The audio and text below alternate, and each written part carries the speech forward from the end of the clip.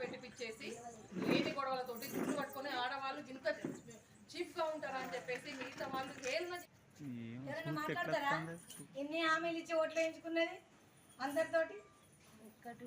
Pension ఇస్తలేరు కదా. మనకు ఏ వేడుకలైనా జరిగినాయి అనేది ప్రతి ఒక్క మహిళకు తెలుసు, అవునా కదా? మీరు కూడా అందరూ మన తెలంగాణ ఇట్లా దూరం పెట్టడం జరుగుతుంది. కావున అక్క అందరికంటే మళ్ళీ అక్క బాగా రావడం జరుగుతుంది.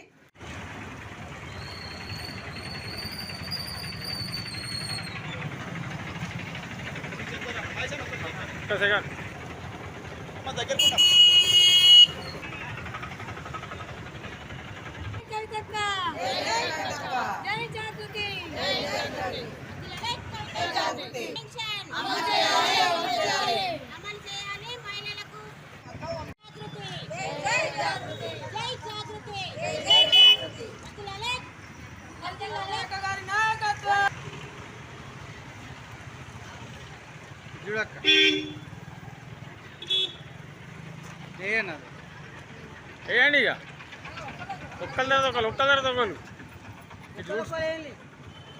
వేసిన వాళ్ళు జరగండి. మరి మిగతా వాళ్ళు వస్తారు.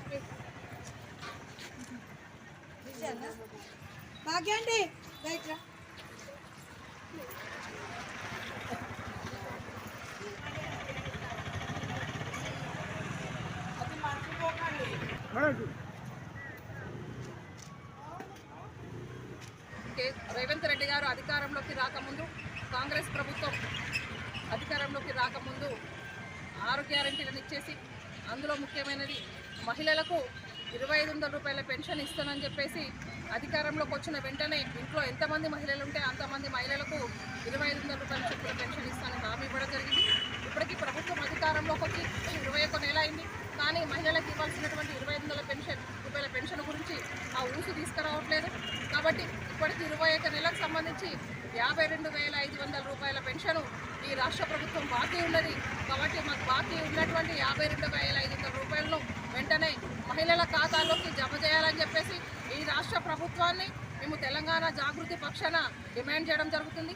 దానిలోనే భాగంగానే ఈరోజు ఏదైతే గ్యారంటీ ఇచ్చినటువంటి సోనియా గాంధీ గారు ఉన్నారో, ఎలక్షన్ల ముందు సోనియా గాంధీ గారు, ప్రియాంక గాంధీ గారు తెలంగాణకు వచ్చేసి మీరు కాంగ్రెస్ ప్రభుత్వాన్ని అధికారంలోకి తీసుకొస్తే మహిళలందరికీ 2500 రూపాయలు పెన్షన్ ఇస్తామని వారు కూడా హామీ ఇవ్వడం జరిగింది.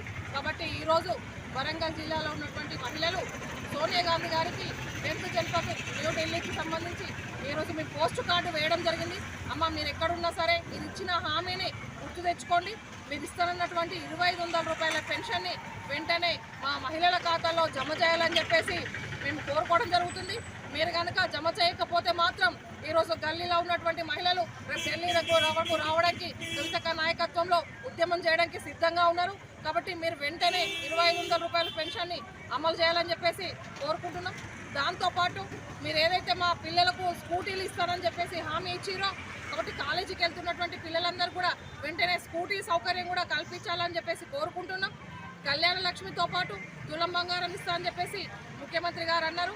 మీరు ఇప్పటివరకు కళ్యాణ లక్ష్మిలే అరకొరగా ఇస్తూ వస్తున్నారు. ఆ తులం బంగారాన్ని కూడా వెంటనే ఇవ్వాలని చెప్పేసి ఈ సందర్భంగా తెలంగాణ జాగృతి పక్షాన మేము ఈ కాంగ్రెస్ ప్రభుత్వాన్ని, రేవంత్ రెడ్డి గారిని, సోనియా గాంధీ గారిని డిమాండ్ చేయడం జరుగుతుంది. Thank you so much. మహిళలు కూడా అందరూ రావడం జరిగింది. రాష్ట్ర ప్రభుత్వం ఏదైతే ప్రవేశపెట్టిన పథకాలు ఉన్నాయో అన్ని బోకస్ పథకాలే అయిపోయినాయి. ఒక్కటి కూడా మాట మీద నిలబడ్డవి లేవు. అన్నీ కూడా అబద్ధాల మాటలు చెప్పి ఓట్లు వేయించుకొని గెలవడం జరిగింది. ఆ గెలిచిన తృప్తి కూడా లేకుండా ప్రతి ఒక్కరితోనే మాటలు పడతా ఉంటూ, కాబట్టి దయచేసి మహిళలను అర్థం చేసుకొని 6 గ్యారెంటీలు ఏవైతే అమలుపరచాలో వాటిని ప్రతి ఒక్కరికి కూడా అమలుపరిచే విధంగా ప్రభుత్వం చేపట్టాలని సోనియా గాంధీ గారికి, ప్రియాంక గాంధీ గారికి, అదేవిధంగా రేవంత్ రెడ్డి గారికి కూడా మా జాగృతి తరఫున ప్రత్యేకంగా కృతజ్ఞతలు తెలియజేస్తూ మేము వారికి డిమాండ్ చేయడం జరుగుతుంది. కావున ప్రతి ఒక్కరికి కూడా 6 గ్యారెంటీలు తొందరలో అమలులోకి తీసుకురావాలని కోరుకుంటున్నాము.